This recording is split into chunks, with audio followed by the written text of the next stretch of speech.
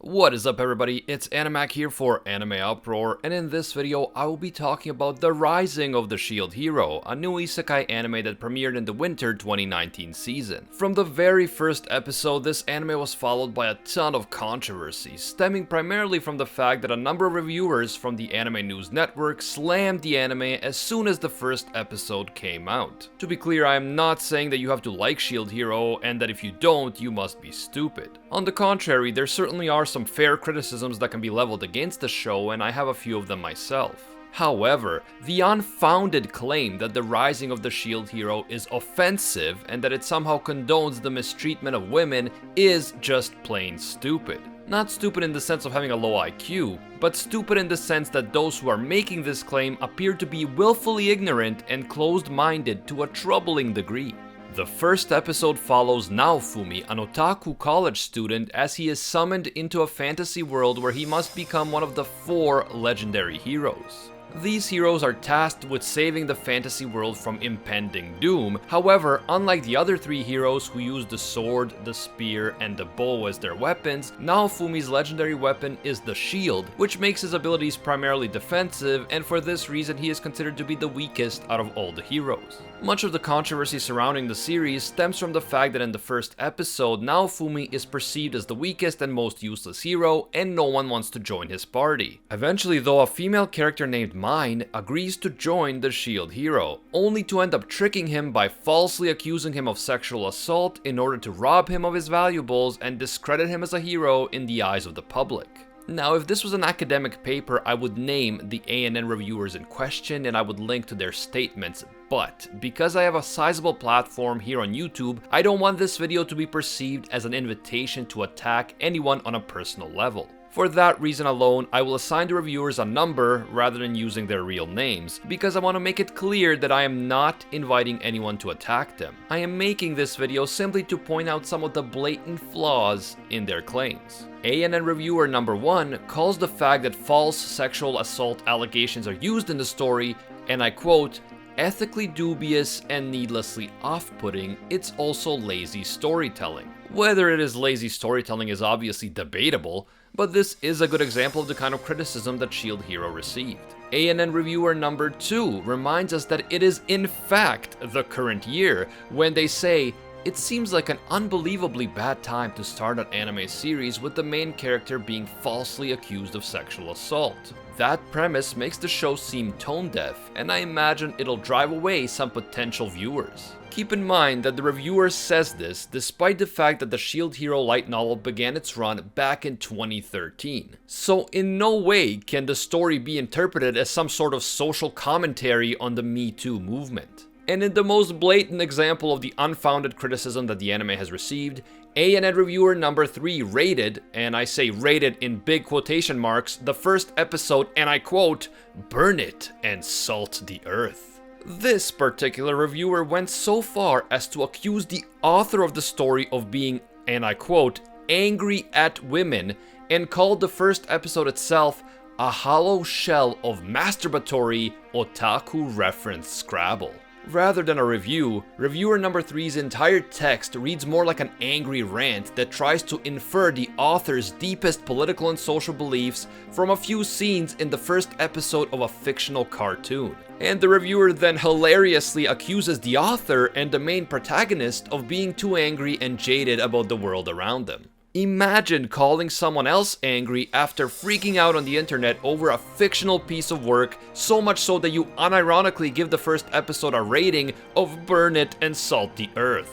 Now, since these claims were initially made, a number of people have come out to claim that the author of Shield Hero, Aneko Usagi, is actually a woman.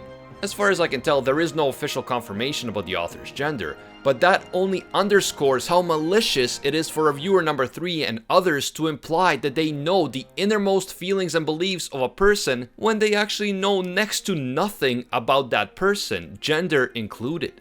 But the truth is that the gender of the author of the Shield Hero doesn't even matter, because if you are able to restrain yourself from pretentious virtue signaling for longer than 5 minutes, you can see that the underlying message of the Rising of the Shield Hero is definitely not a hateful one. The reason that I didn't make this video sooner is because I wanted to wait for a number of episodes of the anime to actually air before I made sweeping judgments about the series. And I am glad that I did, because regardless of the author's gender or politics, the actual story of Shield Hero, the thing that matters the most, is not a story of hate or anger, but of compassion and overcoming adversity. Now, it is absolutely true that false sexual assault allegations are rare, and that makes perfect sense. Coming out and talking about something as traumatizing as sexual assault is incredibly difficult, and no mentally and emotionally stable person, male or female, would ever want to put themselves through that if the horrible event didn't actually happen.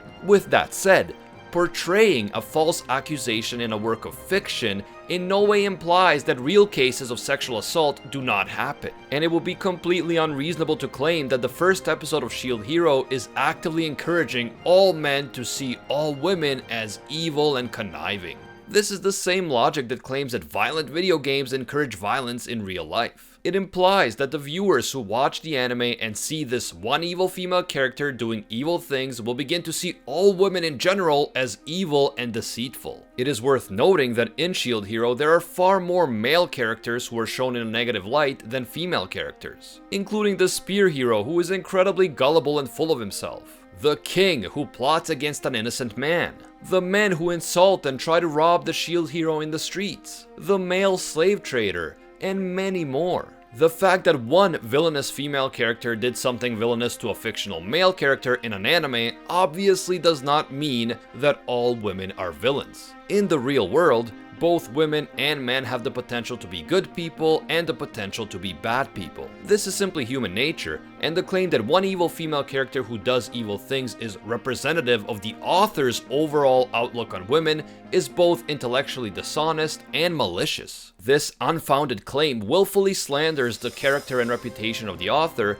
despite the fact that next to nothing is actually known about the author. Can you imagine anything more intellectually dishonest and malicious than trying to slander and ruin the reputation of someone you know next to nothing about? But with all of that said, I personally feel that the first episode of Shield Hero was one of the weaker episodes so far. I say this because the motivations of the Spear Hero, the female villain Mine, and the King are kind of weak, in my opinion. This fantasy world is facing an existential threat that only the 4 legendary heroes can stop. So why in the world would the King and other members of this kingdom conspire to destroy one of the legendary heroes, thereby decreasing their own chances of survival? Why would the Spear Hero be so ready to believe every horrible thing that he hears about the Shield Hero when they were both just sent into this unknown world together? And it is logical to assume that working together for a common purpose would increase their chances of actually surviving. Why in the world did Mine blatantly steal the Shield Hero's silver coins and items if she was presenting herself to be the victim in the situation? I did not get the impression that these items were exceptionally rare or hard to obtain, especially for the 4 legendary heroes. Now, it is true that the Shield Hero has the reputation of being the weakest, but even with that in mind, it has been prophesied that only these 4 legendary heroes can save mankind. There are 4 of them for a reason. So the idea that the King and the others who are under threat of total destruction would decide to simply do away with one of the legendary heroes who literally did nothing wrong to any of them doesn't make much sense to me. There could be an explanation for all of this later on in the story, in which case I look forward to seeing it, but these were just my thoughts in terms of the first episode itself. However, once the betrayal happens and the Shield Hero is cast out to wander the kingdom on his own, the story does become extremely interesting and the message it conveys is powerful. The Shield Hero was summoned into this fantasy world through no fault of his own. He was never given a choice. And then, instead of being respected and adorned, he was betrayed, shunned, and mocked. At this point, he does become angry and jaded, and he decides that the only way to survive is to be hard on the world that has been so hard on him. He forces merchants to be fair to him instead of ripping him off with the threat of violence. He doesn't hesitate to use underhanded tactics to protect himself from potential attack. And after he realizes that he cannot gain experience and advance as a hero without someone handling the offensive element of battles, he decides to purchase a slave to do the attacking for him. Some critics of the anime have accused it of literally promoting slavery because of this event in the story. But in the fantasy world in which the shield hero was forced to come against his will, enslaving demi-humans who are part human and part animal is considered completely acceptable, at least by a large segment of the population. Naofumi, the shield hero, after being framed, robbed, and shunned by everyone in a dangerous and unfamiliar world, decides that the only way to survive in this world is to play by the rules of that world. He decides to do whatever it takes to survive, even if that means giving the inhabitants of that world a taste of their own bitter medicine. However, as soon as the shield hero buys a sickly demi-human girl called Raftalia, he instantly feels compassion towards her in spite of himself. He goes out of his way to cure her illness and to comfort her as she deals with tragic flashbacks of losing her parents and being forced into slavery. Despite the fact that he may be better off just being cruel to others as they had been cruel to him, the shield hero cannot help but feel compassion for Raftalia. He mentors her, helps her grow and develop as both a fighter and a person, and he goes out of his way to make her happy. When he is later accused of enslaving and mistreating Raftalia by the spear hero, Raftalia defends the shield hero because she has come to both trust him and care for him. And just a side note, isn't it ironic that this anime is being accused of promoting sexism when the main character literally has a woman fighting his battles for him? A woman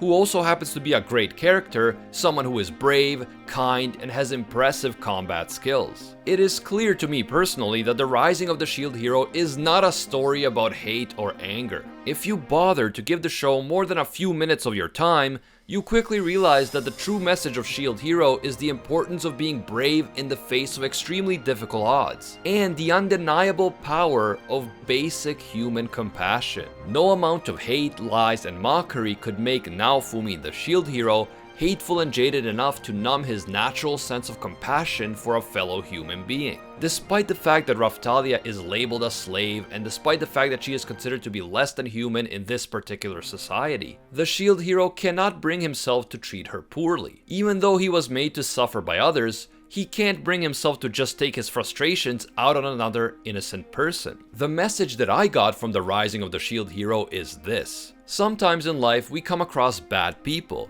These bad people can be male or female, and because of these bad people we may find ourselves facing extremely difficult odds. But even if we find ourselves in such an unfortunate situation, we cannot and must not forget the importance of compassion. We cannot allow ourselves to succumb to injustice, and we must not allow ourselves to become as bad as the people who mistreated us. We have to be brave, stubborn, clever, and we have to persevere. And we always have to remember that even with all the evil in the world, there are also many good people out there. Innocent people who might also be suffering and struggling. We cannot allow ourselves to become so jaded that we would mistreat these innocent people in the same way that we were mistreated by others. And just like the shield hero, every rational person knows that enslaving another human being is wrong, even if they look different than we do or have a different social status than we do. Our basic sense of empathy and compassion for our fellow human beings will lead us to the truth. And just like the shield hero, we must listen to our heart and do the right thing, even if that same level of compassion was not granted to us by others. Life is not always fair, and we will not always be treated fairly by others. And yeah, that sucks. But this does not mean that we should give up and become as bad as the people who have treated us badly. On the contrary, we should stubbornly fight against injustice, and we should treat others with compassion even when we are told that these others are allegedly different from us or beneath us socially. This, in my opinion, is the true message of the Shield Hero anime thus far. And all those individuals who jumped to judge this series, and even the author of the series based on their own biased interpretation of the first episode, have said more about themselves than I could ever say here.